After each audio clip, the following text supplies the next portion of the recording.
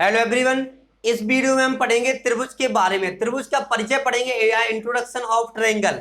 आप त्रिभुज बोलते हैं, इंग्लिश में ट्रायंगल बोलते हैं, बात एक ही होती है। अगर हम बात करें त्रिभुज की परिभाषा की, तो आइए देखते हैं त्रिभुज का। सबसे पहले डायग्राम बनाते हैं।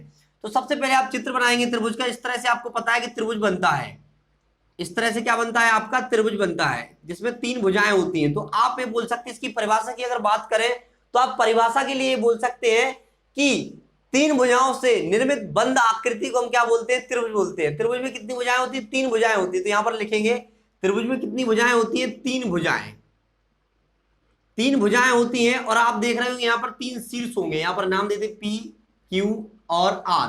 तो आप देखिए यहाँ पर ए आपके क्या है, शीर्ष है। त्रिभुज के क्या होंगे, शीर्ष होंगे। तो त्रिभुज में तीन भुजाएं होती हैं और तीन शीर्ष होते हैं। तो यहां पर लिखेंगे तीन भुजाएं और तीन शीर्ष।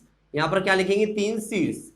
तीन भुजाएं और तीन शीर्ष। अभी तक आपने देख लिया कि त्रिभुज क्या है। त्रिभुज की सिंपल परिभाषा कि तीन भुजाओं से निर्मित या बनी हुई बंद आकृति को हम त्रिभुज बोलते हैं। और त्रिभुज में तीन शीर्ष होते हैं, जो हमने बोल दिया है पी, क्यू, आर।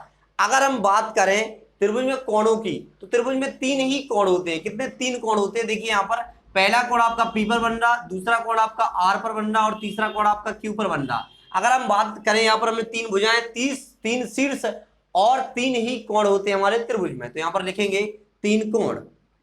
तो एक ऐसी आकृति जो चारों तरफ, तीनों तरफ से बंद हो, क्या हो, एक बंद आकृति हो जिसमें तीन भुजाएं हो। या आप बोल सकते हैं एक ऐसी आकृति जो बंद है वो पूरी तरह से, और उसमें तीन भुजाएं हो, तीन शीर्षों और तीन कोण हो। आप उसको क्या बोल सकते हैं, त्रिभुज बोल सकते हैं। अगर हम बात करें त्रिभुज के प्रकार के बारे में, त्रिभुज कितने प्रकार के होते हैं, तो त्रिभुज को दो प्रकार से बांटा गया है। कितने प्रकार के, दो प्रकार से आपको त्रिभुजों को बांटा गया है। सबसे पहला क्या होता है, भुजाओं के आधार पर।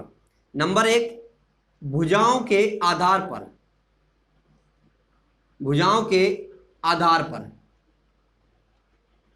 और दूसरे नंबर पर आपके त्रिभुजों को बांटा गया है कोणों के आधार पर। कोणों के आधार पर।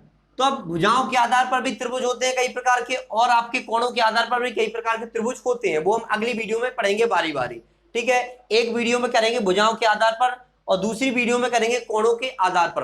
अगर हम बात करें त्रिभुज के तीनों कोणों का योग के बारे में, तो अगर त्रिभुज के तीनों कोणों की योग की बात करी जाएगी, अगर तीनों कोणों की माप अगर हम मिला दें, तीनों कोणों का माप को हम अगर जोड़ दें तो कितना होगा। तो याद रखना, यहां पर त्रिभुज के तीनों कोणों के मापों का योग होता है 180 डिग्री। यहां पर लिखेंगे, यहां पर लिखेंगे तीनों कोणों के मापों का योग। आपके त्रिभुज दिया है आपको, वहां पर अगर आप पता लगाएंगे तो त्रिभुज के तीनों कोणों के मापों का योग क्या होगा, 180 डिग्री होगा। तो यहां पर हम लिखेंगे 180 डिग्री, 180 डिग्री। तो आप कुछ चीजें याद रखना कि एक ऐसी बंद आकृति जिसमें तीन भुजाएं हो, तीन शीर्ष हो और तीन कोण हो, वो क्या कहलाएगा, आपका त्रिभुज। अगर त्रिभुज के तीनों कोणों की मापों की बात करें तो उनका योग कितना होता है, 180 डिग्री। आशा करते हैं आपको त्रिभुज के बारे में परिचय समझ में आया होगा। Thanks for watching.